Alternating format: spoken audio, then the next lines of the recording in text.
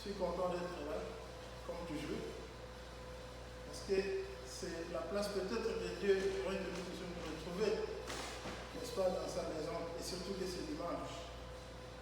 Voilà qu'après peu de jours, Dieu nous a fait encore grâce pour que nous puissions nous retrouver devant lui.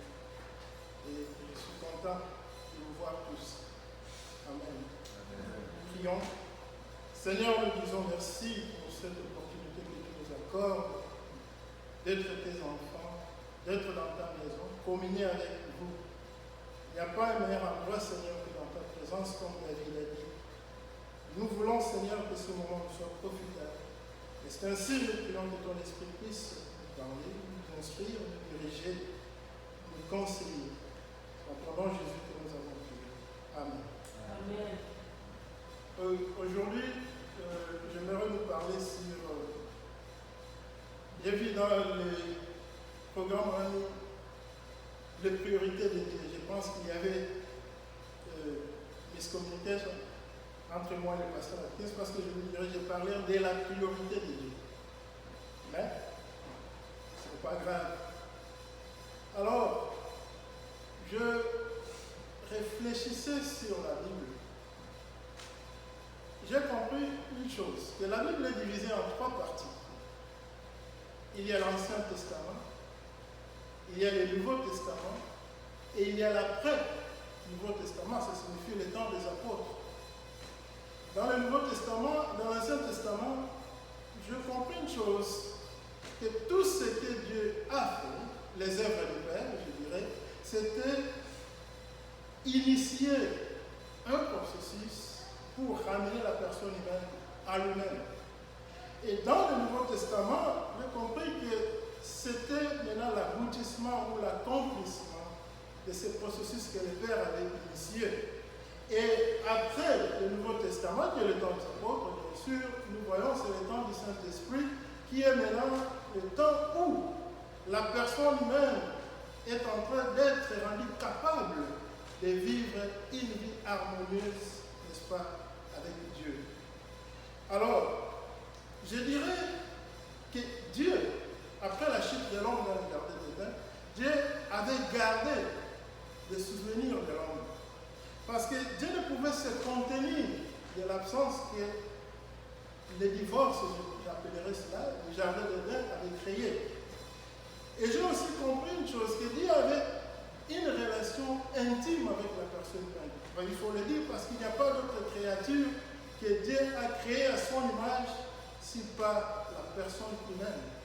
Alors, ce qui était arrivé, je dirais, ça a un peu pris Dieu comme à contre-pied, ça c'était un langage humain, j'utilise, je sais que Dieu est omniscient, omnipotent, rien ne peut le surprendre, mais les projets que Dieu avait avec l'homme, ça a été un peu interrompu avec la désobéissance de la personne humaine.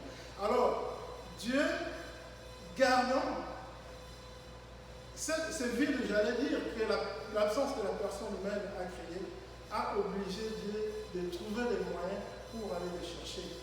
Et je peux comparer aussi cette relation à une relation dans un couple. Deux personnes qui s'aiment, se mettent ensemble et après il y a le divorce, bien qu'ils peuvent être physiquement séparés l'une de l'autre, mais ils garderont des souvenirs et des fois même ils peuvent trouver le moyen pour chercher comment retourner encore dans leur union. Et c'est ce qui était, c'est la dynamique avec Dieu. Dieu a voulu que la personne humaine rentre dans sa position initiale et c'est pour cela qu'il avait initié ce processus-là et les ramener. Alors, ce que le Créateur, Dieu Tout-Puissant, a créé, il a créé pas pour une autre raison, il a créé pour sa gloire. Et par conséquent, la personne humaine a été créée pour être le gérant de Dieu sur cette terre. Parce que Dieu a créé Adam et Ève, il a pris tout son temps. Vous allez être d'accord avec moi que la personne humaine, je dis l'homme et femme, ont été créés les dernières créatures après que Dieu ait terminé tout ce qu'il avait créé dans la création. Donc ça signifie que Dieu voulait que la personne humaine puisse être une créature pas comme les autres, une créature de l'importance rare qu'on peut trouver dans la création. Alors, bien qu'il y ait une séparation, comme je venais de le dire, Dieu dans son côté cherchait comment retourner l'homme à sa position, et l'homme aussi, dans son côté, cherchait comment retourner vers Dieu. Et par conséquent, l'homme créera ce que nous appelons la religion. La religion, partant de sa définition, c'est l'effort de l'homme pour rentrer vers Dieu. Et c'est parce que l'homme n'a pas été créé pour vivre séparé de Dieu. L'homme avait été créé à l'image de Dieu, ça signifie que Dieu voulait que l'homme soit en relation avec lui. Alors, qu'est-ce que Dieu dans son côté il a fait? L'homme dans son côté, je venais de dire, a créé la religion, mais Dieu dans son côté, qu'est-ce qu'il a fait? Il a pris un corps humain pour venir dans le monde. Et le but de venir dans le monde, c'était quoi? Pour restaurer la personne humaine. Et la question que nous pouvons nous poser, pourquoi est-ce que Dieu devrait prendre un corps humain pour venir dans le monde? Le corps humain, c'est parce que Dieu ne peut pas marcher à contre-courant de sa loi. Alors il devrait prendre un corps humain pour venir restaurer la personne humaine. Et par là, j'aimerais que nous puissions lire l'évangile de Matthieu. Je vais lire seulement ce passage, enfin verset 35 jusqu'à 38, pour parler de priorité de Dieu, donc la priorité de Dieu. Le verset 35, Matthieu 9, 35 à 38. Jésus parcourait toutes les villes et les villages. Il enseignait dans leurs synagogues, prêchait l'évangile du royaume et guérissait toute maladie et toute infirmité. À la vue de la foule, il eut compassion, car elle était lassée et abattue comme des brebis qui n'ont pas de berger. Alors il dit à ses disciples, la moisson est grande, mais il y a peu d'ouvriers. Priez donc le Seigneur de la moisson d'envoyer les ouvriers dans sa moisson. Amen. Donc, bien-aimés, Dieu, Jésus-Christ sur la terre, n'avait pas d'autre mission que retourner l'homme dans sa position initiale. Parce que si Jésus-Christ pouvait venir dans ce monde comme un esprit, il allait, n'est-ce pas, marcher à contre-courant de la loi, de la volonté de Dieu. Parce que Dieu, en créant la terre, il a donné la terre à Adam et ses descendants. Ce sont des esprits qui ont le corps. Parce que les vrais, vous, les vrais moi, ce n'est pas ce que vous voyez là. Les vrais nous, c'est ce que nous ne voyons pas. Donc nous sommes d'abord esprit avant d'être chair. La chair que nous portons n'est que, je dirais, n'est qu'une maison qui habite l'esprit. Et c'est pour cela, si l'esprit est parti, on vous appelle cadavre. On ne m'appellera plus Robert. Peut-être on dira frère Robert. Pourquoi? Parce que c'est l'esprit qui vivifie. Alors, nous voyons dans la Bible aussi que la relation entre Dieu et les enfants d'Israël, à chaque fois que les enfants d'Israël faisaient ce qui était à l'encontre de la volonté de Dieu, ou par exemple adorer d'autres dieux, Dieu appelait cela adultère, qu'ils commettaient l'adultère. Pourquoi? Parce que la relation entre Dieu et la personne humaine, c'est la relation intime. C'est une relation intime que Dieu n'a jamais eue ou n'aura jamais avec une autre créature. Même pas les anges. Dieu n'a pas une relation intime avec les anges. Mais Dieu a une relation intime avec la personne humaine. Donc nous voyons comment, bien aimé dans le Seigneur, Dieu a accordé l'importance à cette créature qu'on appelle la personne humaine. Parce que Dieu voulait que la personne humaine soit son représentant sur la terre. Alors, quelle est la priorité de Dieu dans tout ça? La priorité de Dieu, bien aimé, j'ai compris que c'est le salut de la personne humaine. Il n'y a pas d'autre priorité. Rien n'est prioritaire à Dieu si pas le salut de la personne humaine. Parce que Dieu veut à tout prix que la personne humaine rentre dans sa position initiale. Que la personne humaine soit encore capable de vivre cette relation qu'il avait avec Dieu dans le jardin d'Éden. Et cela a été rendu possible avec, n'est-ce pas, l'avènement de Jésus-Christ. Il y a des fois, moi, je pensais que c'était l'Église qui était très importante, mais j'ai fini par comprendre que l'Église n'est pas importante devant Dieu. Ce qui est important, c'est la personne humaine. Son salut, c'est ce qui compte devant Dieu. L'Église n'est pas, j'allais dire, l'Église n'est pas prioritaire devant Dieu. L'Église est importante, mais ce qui est prioritaire, c'est le salut de la personne humaine. Et justement, la mission de l'Église sur la terre, c'est cette mission-là, de faire comprendre au monde que Dieu a déjà initié ou Dieu a déjà restauré la personne humaine dans sa position. Et je prendrai l'exemple du nom de cette église, l'église évangélique française de Lyon. Ce mot-là, évangile, c'est ça la bonne nouvelle que Dieu veut que le monde puisse savoir. L'évangile, c'est quoi? C'est que Jésus-Christ a restauré la personne humaine dans la présence de Dieu. C'est que Jésus-Christ est mort sur la croix, pas pour une autre raison, que la personne humaine puisse rentrer, n'est-ce pas, dans sa position qu'il avait dans le jardin d'Éden plutôt. La raison de l'existence d'une église, ce n'est pas seulement, c'est bien que nous nous rencontrions chaque dimanche, que nous adorons Dieu, mais la raison principale d'une église, c'est atteindre ceux qui sont perdus dans le monde. C'est aller dans le monde annoncer la bonne nouvelle. Vous savez, le problème de l'humanité, ce n'est pas les guerres, la famine, la misère dans toutes ses multiples formes.